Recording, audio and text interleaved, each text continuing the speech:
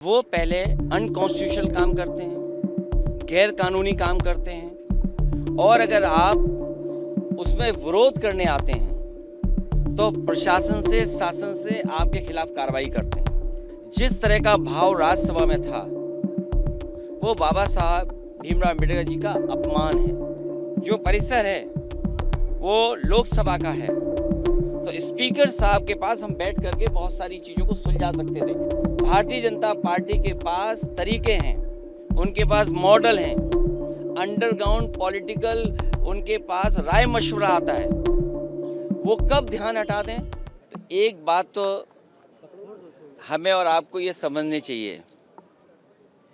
मैं पिछले कई वर्षों से और खासकर उत्तर प्रदेश में देख रहा हूँ, भारतीय जनता पार्टी का एक बहुत सोचा समझा मॉडल है कि वो पहले अनकॉन्स्टिट्यूशनल काम करते हैं, गैर कानूनी काम करते हैं और अगर आप उसमें विरोध करने आते हैं तो प्रशासन से, शासन से आपके खिलाफ कार्रवाई करते हैं। जिस तरह का भाव राज्यसभा में था वो बाबा साहब भीमराव अम्बेडकर जी का अपमान है।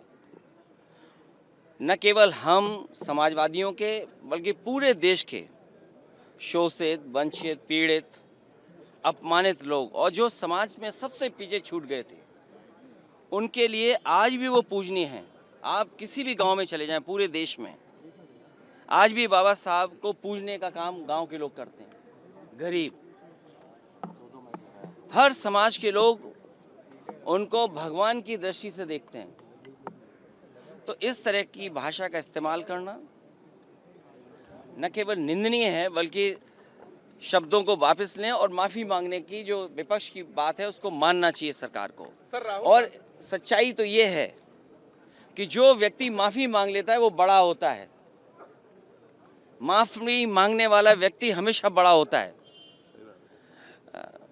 ये जो कलयुग आया हुआ है, हालांकि वो मैं नहीं कह सकता हूँ कहाँ से शुरुआत हुई थी, लेकिन भगवान श्री राम ने के अलावा जो हमारे भगवान हैं, भगवान श्री कृष्ण ने जब अपने प्राण छोड़े तब कलयुग शुरू हुआ। आखिरी शब्द भी यही थे जब उनको तीर लगा कि डेस्टिनी थी, ये माफ़ कहना चाहिए, भूल जाना चाहिए इस चीज़ को। तो कम से कम सरकार को जिनकी भाषा से, व्यवहार से पूरे देश का सेंटिमेंट बाबा साहब भीमराव अम्बेडकर जी के लिए जो अपमान की तरह भाषा इस्तेमाल हुई, उस पर माफ़ी मांगनी चाहिए और शब्द वापस अपने लेने चाहिए। राहुल गांधी पर एफआईआर हुई है सर, उस पर क्या कहेंगे? देखिए, ये हालांकि मेरी स्पीकर साहब से बात नहीं हुई और दूसरे पॉलिटिकल लीडर से बात नहीं हुई, लेकिन ये लोकसभा का परिसर है, इसमें सबसे ज़्यादा सुप्रीम अगर कोई है तो स्पीकर साहब हैं। अब सोचिए आप, बीजेपी के लोग तो स्पीकर के साहब के ऊपर भी चले गए। हालांकि मेरी किसी पॉलिटिकल पार्टी से बात नहीं हुई, लेकिन ये जो परिसर है वो लोकसभा का है, तो स्पीकर साहब के पास हम बैठ करके बहुत सारी चीज़ों को सुलझा सकते थे। लेकिन मैंने जो बात शुरू में कही, भारतीय जनता पार्टी के पास तरीके हैं, उनके पास मॉडल हैं, अंडरग्राउंड पॉलिटिकल उनके पास राय मशवरा आता है। वो कब ध्यान हटा दें, और पहले तो खुद अनकॉन्स्टिट्यूशनल काम करते हैं, पहले खुद गैरकानूनी काम करते हैं और फिर शासन प्रशासन से ऐसा कुछ करते हैं जिससे कि दूसरे पर आरोप लग जाएं। और मैं तो फरक्काबाद के सांसद जी को देख रहा था, वो सर्टिफिकेट वाले सांसद हैं। अगर उनको इलाज दवाई की ज़रूरत हो तो उनके लिए सलाह यही है कि हम फरक्काबाद से डॉक्टर बुला करके फ्री इलाज करा सकते हैं उनका।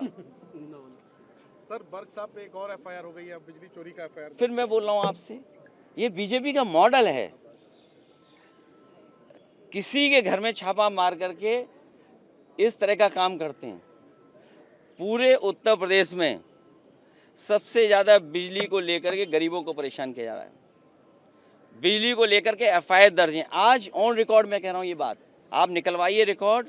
सबसे ज़्यादा बीजेपी के लोगों ने मुकदमे दर्ज कराए हैं किसानों पे, गरीबों पर, और जानबूझ करके। आपकी कोई सुनवाई नहीं है, अधिकारी उनके हैं, अधिकारी खुद हाथ खड़े कर देते हैं, कहते हैं हम पे ऊपर से दबाव है। ऊपर से किसका दबाव है? मुख्यमंत्री जी का खुद दबाव है। और आज आपने अखबार में पढ़ा कि जब 5 लोग मर गए, न जाने कितनों पे झूठे मुकदमे लग गए, न जाने कितनों को अपमानित होना पड़ा है, घरों में पुलिस गई है, महिलाओं के साथ अपमान का व्यवहार हुआ, तब कह रहे हैं कि हर मंदिर को नहीं खोदना चाहिए। तो अगर किसी व्यक्ति ने, इतने महत्वपूर्ण व्यक्ति ने अगर ये स्टेटमेंट दिया है, तो उनकी जिम्मेदारी बनती है उनके दल के लोगों की कि सभी संभल वाले उत्तर प्रदेश के लोगों पर जिन पे झूठे मुकदमे लगे हैं, उनके मुकदमे वापस हों। हालांकि जान वापस नहीं कर सकते, कोई धरती पर ऐसा नहीं जो जान वापस कर दे, लेकिन कम से कम उन परिवारों की सरकारी मदद करे जिस तरीके से मुआवजा वो और दूसरे लोगों को देते हैं। सर आरएसएस चीफ ने जो कहा है कि सद्भाव से रहना चाहिए और उन्होंने कह दिया, इसी में कह दिया। सर कल जो कुछ हुआ संसद भवन परिसर में, तो इस तरह की घटना ना हो। अब मैं तो चाहूँगा ऐसी घटना ना हो। हम एक दूसरे से, हमारा हमेशा व्यवहार अच्छा रहता है, लेकिन बीजेपी वालों को कौन समझाए, बीजेपी वालों को कौन समझाए। सरकार उनके पास है, प्रशासन उनके पास है, पुलिस उनके पास है। अगर ये लोकसभा परिसर में हुआ है तो चाहे कांग्रेस चाहे बीजेपी को सबसे पहले स्पीकर साहब के पास जाना चाहिए था। बीजेपी को स्पीकर साहब से शिकायत करनी चाहिए थी। और अक्सर हम और आप तो देखते हैं, जब आपको बाहर किया जाता है तो स्पीकर साहब आपको बाहर करते हैं, पुलिस बाहर नहीं करती है आपको। तो ये शिकायत अगर बीजेपी के लोगों को करना था तो स्पीकर साहब से शिकायत करते, स्पीकर साहब सभी लीडर्स को बुला लेते, हम लोग बात कर लेते। अखिलेश जी, कल जो धक्का मुक्की वाला प्रकरण जब आपकी जानकारी में आया, उसके बाद फर्रुखाबाद वाला तो नकली सर्टिफिकेट से जीत करके आए हैं, केवल सर्टिफिकेट से जीते हैं वो। और मैं तो कहूँगा उनके इलाज के लिए हम लोग मदद करना चाहते हैं। पंजाब के किसानों पर अखिलेश जी मिलने जाएंगे क्या सर? किसान बोर्ड से हटाए। लोहिया जी की वो बात मुझे याद आती है। लोहिया ने कहा कि एक तो जेल में जाते रहो, दूसरा फावड़ा और तीसरा वोट। तो किसान की हर मांग के पक्ष में हम, और भूख हड़ताल के पक्ष में हम नहीं हैं। लोहिया जी, समाजवादी लोग कभी भूख हड़ताल के पक्ष में नहीं रहे। हम लोग संघर्ष और बोर्ड की ताकत से हटाने के पक्ष में रहे हैं। हमें उम्मीद है किसानों की सरकार सुनवाई करेगी। और आपको भी पता होगा कितनी किसको चोट लगी। आपसे बेहतर कौन है, सब कैमरे आपके पास हैं। अब आपका चेहरा भी बता रहा है कुछ ऐसा है जो हम नहीं जानते हैं। सर नए साल में इंडिया अलायंस में कोई नई शुरुआत होनी चाहिए क्या? ममता बनर्जी को लीडरशिप देने की बात क्यों तुम कही जा रही है। आप उलझाओ मत, अभी मुद्दा है लोकसभा का। और सच्चाई तो ये है कि जितनी इंस्टीट्यूशन बेहतर होगी, जितना हम और आप सब लोग इंस्टीट्यूशन को स्ट्रेंथन करेंगे, उतना ही नई जनरेशन को इस सिस्टम का, इस ऑर्गेनाइजेशन का फ़ायदा पहुंचेगा।